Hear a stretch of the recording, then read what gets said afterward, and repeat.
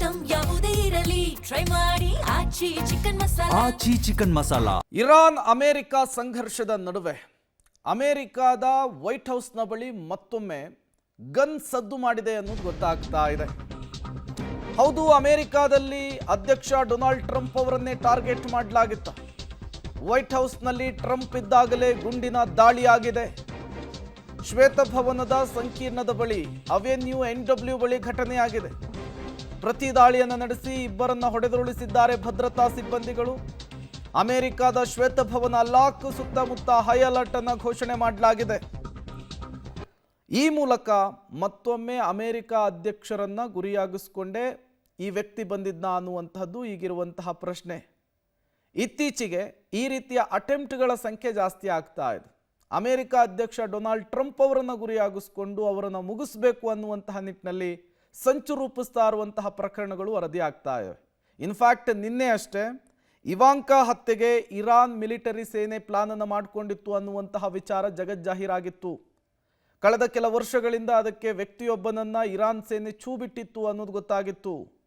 ಈಗ Donald Trump ಅವರನ್ನ target ಮಾಡಿಕೊಳ್ಳಲಾಗಿತ್ತಾ ಅನ್ನುವಂತಹ ಪ್ರಶ್ನೆ.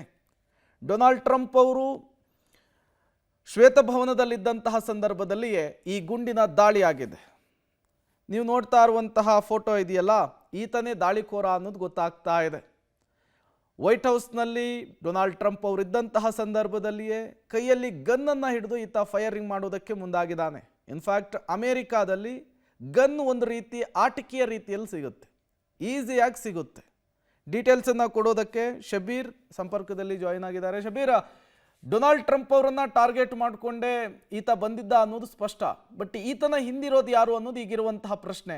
ಇರಾನ್ ಏನಾದರೂ ಇತ್ತ ಅನ್ನುವಂತಹ ಅನುಮಾನ. ಶಬೀರ್, ಖಂಡಿತವಾಗ್ಲು ಈಗ ಸದ್ಯಕ್ಕೆ ಅಮೆರಿಕದ ಅಧ್ಯಕ್ಷ ಡೊನಾಲ್ಡ್ ಟ್ರಂಪ್ ಅವರ ಹತ್ಯೆಗೆ ಮತ್ತೊಮ್ಮೆ ಪ್ರಯತ್ನ ನಡೀತಾ ಅನ್ನುವಂತ ಪ್ರಶ್ನೆಗಳು ಉಟ್ಕೊಂಡಿರುವಂತದ್ದು.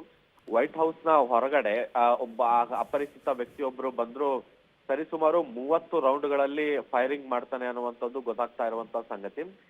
ಈತ ಫೈರಿಂಗ್ ಓಪನ್ ಮಾಡ್ತಾ ಇದ್ದಂತೆ ಆ ಸ್ಥಳದಲ್ಲೇ ಇದ್ದಂತ ಸೀಕ್ರೆಟ್ ಸರ್ವಿಸ್ ನ ಅಧಿಕಾರಿಗಳು ಆತನನ್ನ ವಶಕ್ಕೆ ಪಡೆಯುವಂತ ಪ್ರಯತ್ನಗಳನ್ನ ಮಾಡ್ತಾರೆ. ಆದ್ರೆ ನಿರಂತರವಾಗಿ ಗುಂಡು ಹಾರಿಸ್ತಾ ಇದ್ದಂತ ಹಿನ್ನೆಲೆಯಲ್ಲಿ ಪ್ರತಿ ದಾಳಿಯನ್ನ ಕೂಡ ಮಾಡ್ಬೇಕಾದಂತ ಅನಿವಾರ್ಯತೆ ಬಂತು. ಈಗ ಪ್ರತಿ ದಾಳಿ ಮಾಡ್ಬೇಕಾದಂತ ಸಂದರ್ಭದಲ್ಲಿ ಆತ ಗುಂಡು ತಗುಲಿ ಮೃತಪಟ್ಟಿದ್ದಾನೆ ಅನ್ನುವಂಥದ್ದು ಕೂಡ ಸದ್ಯಕ್ಕೆ ಗೊತ್ತಾಗ್ತಾ ಇರುವಂತ ಸಂಗತಿ. ಈತನ ಹಿಂದೆ ಇರುವಂತಹ ವ್ಯಕ್ತಿಗಳು ಯಾರು ಅನ್ನುವಂಥದ್ದನ್ನ ಪತ್ತೆ ಹಚ್ಚುವಂತ ಕೆಲಸಗಳಾಗ್ತಾ ಇದಾವೆ.